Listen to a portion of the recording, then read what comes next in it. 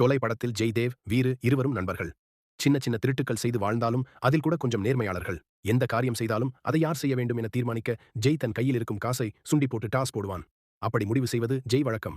ரயிலை கொள்ளையர்கள் கைப்பற்றும் போது அதை முறியடிக்க ஜெய்யும் வீருவும் துணைக்கு வரும்போது இன்ஸ்பெக்டர் தான் கைவிலங்கை உடைத்து சண்டை போட வைப்பார். அந்த சண்டையில் இன்ஸ்பெக்டருக்கு குண்டடிப்பட்டு மயங்கி கீழே விழுவார். இப்போது வீரு தப்பித்து விடலாம் என்பான்.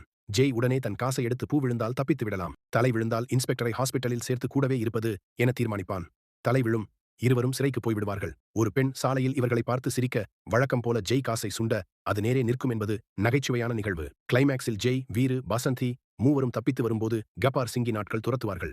பாலத்துக்கு இந்த புறம் வந்த பிறகு ஜெய் வீருவிடம் வசந்தியை விட்டு ஊருக்குள் விட்டுவிட்டு ஆயுதங்களோடு வரச் சொல்வான். வீருவோ உன்னை தனியாக விட்டுவிட்டு போக மாட்டேன் என்பான். ஜெய் வழக்கம் போல காசைச் சுண்டி தலை விழுந்தால் போக வேண்டும், பூ விழுந்தால் போக வேண்டாம் என சொல்ல தலை விழும். வீரு வேண்டாவிருப்பாக ஜெய் சொன்னதற்காக திரும்பி ஊருக்குள் சென்றுவிட்டு வரும்போது ஜெய் குண்டடிப்பட்டு அந்திம காலத்தில் இருப்பான். வீரு கண்முன்னே ஜெய்யின் உயிர் போய்விடும்.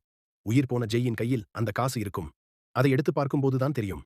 அந்த நாணயத்தின் 2 புறமும் தலையே இருக்கும். இரட்டை தலை நாணயம். ஆபத்து காலங்களில் ஜெய் தன்னை நாணயத்தை வைத்து காப்பாற்றியிருக்கிறான் என்பதை வீரு புரிந்து கொண்டு துடிப்பது அழகான காட்சி. ஒவ்வொரு முறை சுண்டும் போதும் ஜெய் தியாகத்தின் மறு உருவமாக இருந்திருக்கிறான். நட்புக்கு எப்போதுமே ஒரே பக்கம்தான், அதுவும் நட்புதான். எழுதிய சலீம் ஜாவேத் நட்பை பாராட்டாமல் இருக்க முடியவில்லை.